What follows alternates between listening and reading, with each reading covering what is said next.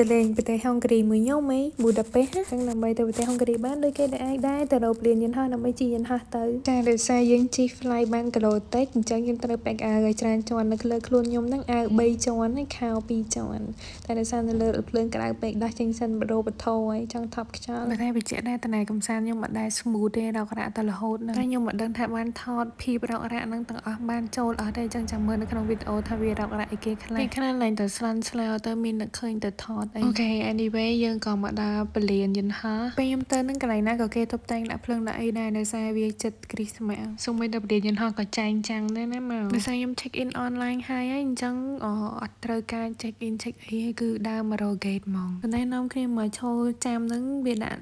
gate D21 ច្បាស់ណាហើយនៅសុកសល់កន្លះម៉ោងចុងក្រោយវាលោតទៅជាន់ C វិញអញ្ចឹងយើងត្រូវរត់ស្លន់ស្លោមករក C19 វិញប៉ុន្តែដោយគេផុស TikTok សាហាវមនុស្សមកអឺរ៉ុបទៅប៊ូដាប៉េសមកមនុស្សច្រើនសាហាវហើយចាំថានៅក្នុងពលានយន្តហោះមានម៉ាស៊ីនក្តៅហើយខ្ញុំជាមួយនឹងអាវ3ជាន់ខោ2ជាន់មិញហើយឡើងចូលចាំឡើងយន្តហោះអត់បានអីណារករ៉ាក់បារណា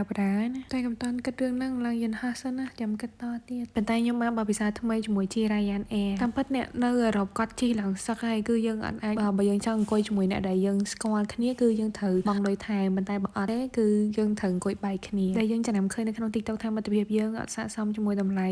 900អីចឹងណាតែមានអត់អីសំណាងតើ random seat ហើយយើងបាន window seat ទៀតចាប់ពអួយទៀតយើងអាចមើលទេសភាពបានតែមានអីមើលបើយើងហោះពេលយប់ហ្នឹង Head. If it's needed, remove the jacket from its packet and place it over your head.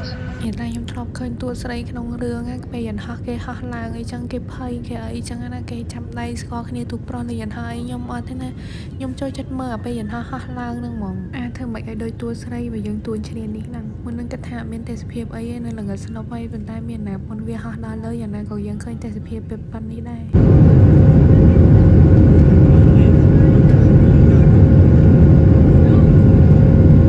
មិនសិនសម័យចាប់ដៃទូប្រុសស្អីបងអង្គុយម្នាក់ឯងនឹងហត់ម៉េះមកតសាច់រឿងយើងវិញអញ្ចឹងខ្ញុំក៏មកដល់ទីក្រុងប៊ូដាប៉េសប្រទេសហុងគ្រីហើយប៉ុន្តែខ្ញុំមកដល់នេះប្រហែលជាម៉ោងមិន10កន្លះអញ្ចឹងរំតែចេញក្រៅអីប្រហែលជាម៉ោង2 10អញ្ចឹងដោយសារយើងជាបែប low budget trip អញ្ចឹងយប់ហ្នឹងគឺយើងត្រូវគេងនៅព្រានយន្តហោះ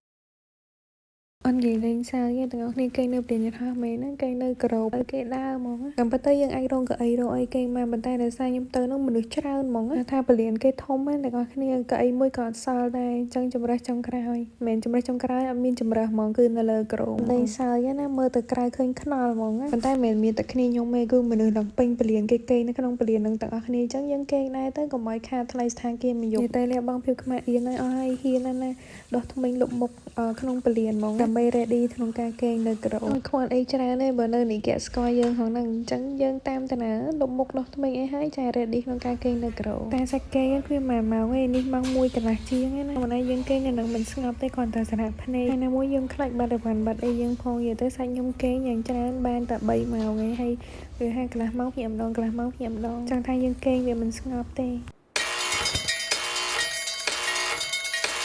ចឹងតាមមកដល់ព្រឹកឡើងយើងក៏មកទិញសម្បត្តិ transportation ដើម្បីទុកយើងជិះទៅណាមកណាអញ្ចឹងខ្ញុំទិញសម្រាប់រយៈពេល3ថ្ងៃដោយសារខ្ញុំនៅនឹង3ថ្ងៃអញ្ចឹងទិញបានហើយយើងក៏ចាំឡើងឡានក្រុងដើម្បីយកអីវ៉ាន់យើងទៅត្រាក់នៅ hostel ដែលយើងបានកក់ហ្នឹងអញ្ចឹងយ៉ាងនេះជាសម្បត្តិដែលខ្ញុំទិញមុនហ្នឹងដែលខ្ញុំទុកជា transportation រយៈពេល3ថ្ងៃដែលខ្ញុំនៅនឹងដល់ឥឡូវមានទឹកមាត់លេបបណ្ដាណាយប់មិញគេនៅពលានលើក្រឥឡូវបានចេញមកមើលដីរបស់ទីក្រុងប៊ូដាប៉េសប្រទេសហុងគ្រីហើយតែមើលទេសភាពភ្លេចមើលទិសដៅណាភ្នែកស្លឹងជាប់មកមួយម៉ែត្រតែចុះខុសទិសដៅអំបិលណាវែងអត់ដឹងណាណីណាចាមានជាការជិះឡានក្រុងលើដីហងរថភ្លើងក្រោមដីផងអីផងទ្រាំតែដល់ទីតាំង hostel ដែលកក់ហ្នឹងប៉ុន្តែអត់អីទេពេលដើរលេងខ្ញុំចូលចិត្តហ្មងអារឿងជិះចូលបែរទៅដំណើរផ្សេងគ្នាហ្នឹងវាដូចសប្បាយហ្មងហើយវាដូចបានរៀនអីថ្មីដែលស្រុកយើងអត់ទាន់មានដែរចឹងពេលដែលដល់ទីតាំង hostel ហ្នឹងខ្ញុំអត់បានថតទេដោយសារកាន់តែវ៉ាន់នេះញញ៉ៃហងហើយរំទៅរក hostel ឃើញតែអីវ៉ាន់ហើយយើងក៏ចាប់ផ្ដើមចេញមកក្រៅដើម្បី explore អូខេ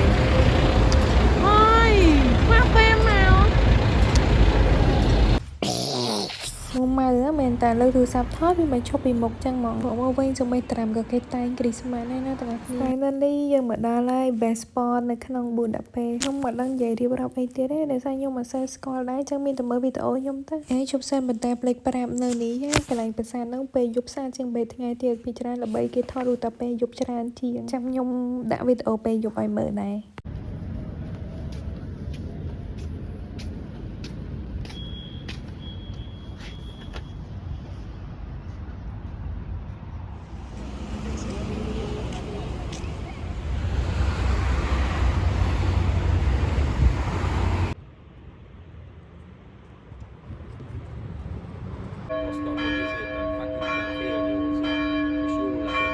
ជាស្រ័យខ្ញុំភ្លេចឈ្មោះកន្លែងអស់ហើយកន្លែងដែលខ្ញុំបានទៅនិងកន្លែងណាខ្ញុំចាំមិនខ្ញុំដាក់កន្លែងណាខ្ញុំអត់ចាំខ្ញុំអត់បានដាក់តែនេះព្រឹកព្រលឹមណាអាកាសធាតុដល់កឲ្យពេលខ្ញុំទៅហ្នឹងគឺអ៊ូអត់ទាំង3ថ្ងៃនិយាយមែនកន្លែងនេះមើលពីចង្អែក៏នៅតែស្អាតដែរប៉ុន្តែអារម្មណ៍នឹកដល់មុខវាំងយើងហ្មងគេមានជីទូកជីអីដូចមុខវាំងយើងដែរប៉ុន្តែទូកគេ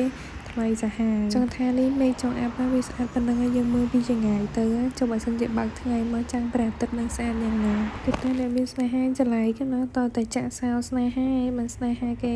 គង់វងយូរវែងខត់ណាជាស្រ័យដឹងថាមកដាក់លេងឬមកទៅសៃចៃខ្លុំវិញនេះតែលេងសើចណាតិចដល់ខួរហ្មងខ្ញុំនិយាយមែនខ្ញុំមនុស្សខ្លាចទឹកណាឃើញទឹករហលហេវចឹងខ្ញុំឈរថតនេះញ័រដៃញ័រជើងហ្មងទឹកគេឡងខៀវសង្កាត់ហ្មងឡងស្រាវនេះមនុស្សអចូលត្រង់ចូលគេប្រហែលជាចូលជីទូកនៅហ្នឹងជីទូកទាំងយប់ទាំងថ្ងៃប៉ុន្តែជីពេលយប់ស្អាតជាងដោយសារយើងឃើញប្រាសាទដែលខ្ញុំដាក់មុនហ្នឹងគេបើកភ្លើងអញ្ចឹងនៅក្នុង TikTok ក៏គេ recommend ឲ្យជីនិយាយទៅ TikTok លេងខួរហ្មង TikTok រហូតហ្មងក្នុង TikTok ក៏គេដាក់ដែរមាន trend ជីទូកពេលយប់នៅហ្នឹងស្អាតណាដើរលេងរបស់គេមែនណាដើរឡើងមកជុំព្រលឹមឡើងមិនតាន់បាយមិនតាន់ទឹកទេណាដើរមកជុំឡើងសើហ្មងតែនៅហុងគ្រីប៊ូដាពេសនេះអត់ដឹងមិនទេចោលសៀមគ្រប់កន្លែងហ្មងហាងវាគ្រប់កន្លែងហ្មងហើយសបោជាងគេហាងម៉ាសាស្បត់ចឹងមួយថ្ងៃហ្នឹងខ្ញុំមានធ្វើអីទេគឺក្រៅពីដើរមើលជុំវិញនៅរ៉ានប៊ូដាពេសទាំងអស់ហ្នឹងប៉ុន្តែចឹងថានៅនេះចង់អាប់ប៉ុណ្្នឹងហើយអាកាសធាតុចឹងហើយប៉ុន្តែខ្ញុំនៅតែមើលអាគារហ្នឹងស្អាតតែដឹងថាទាំងអស់គ្នាមើលឃើញស្អាតអត់ទេប៉ុន្តែខ្ញុំមើលឃើញស្អាតមើលតែកម្លាំងខ្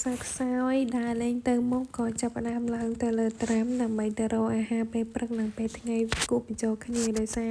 នេះម៉ោងប្រហែលជាខ្ទង់ម៉ោង12អីជាងហ្នឹងនិយាយមែនតែដល់ណាក៏ដល់ខ្ញុំឈាមអាស៊ីពេញខ្លួនរកតែម្ហូបអាស៊ីទេអត់មានម្ហូបអឺរ៉ុបម្ហូបអីទេម្ហូបអាស៊ីហ្នឹងអត់មានចូលហាងចោលសៀមទេណាមែនទេណាកុំច្រឡំហើយនេះមើលក្អៅខ្ញុំមើលអត់តាន់ដោះក្អៅចេញទេណាដោយសារខ្ញុំទៅ hostel ហ្នឹងខ្ញុំអត់តាន់ដល់មកខ្ញុំ check in ចឹងខ្ញុំបានទៅអីវ៉ាន់នេះអាចចូលដូរក្អៅដូរអីបានទេចឹងក្អៅខ្ញុំនៅ3ជាន់ធម្មតាខ្ញុំមែន3ជាជាក់បានសុបក្តៅក្តៅជាតិហ្មងនិយាយថាមួយចាននេះចានធំជាងក្បាលខ្ញុំទៀតចានធំហ្នឹងតម្លៃគេក៏តាមហ្នឹងដែរមួយចានហ្នឹង900ចាអញ្ចឹងបន្ទាប់ពីហូបអីហើយមានកម្លាំងយើងតទៀតតែឥឡូវយើងថត sport ឲ្យកូកាសិនណា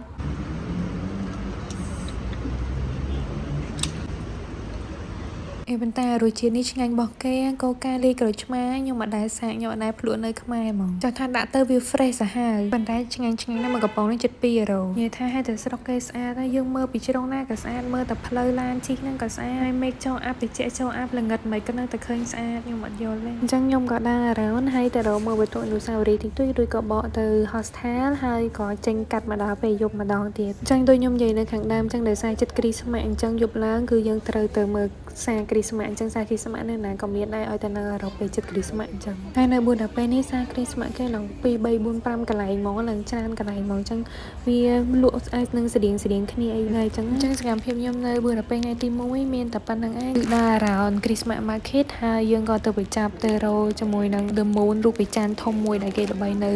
ប៊ូដាពេសហ្នឹងដែរញាតិច្រឡំនេះមានព្រះច័ន្ទទេណានេះព្រះច័ន្ទនៅនេះ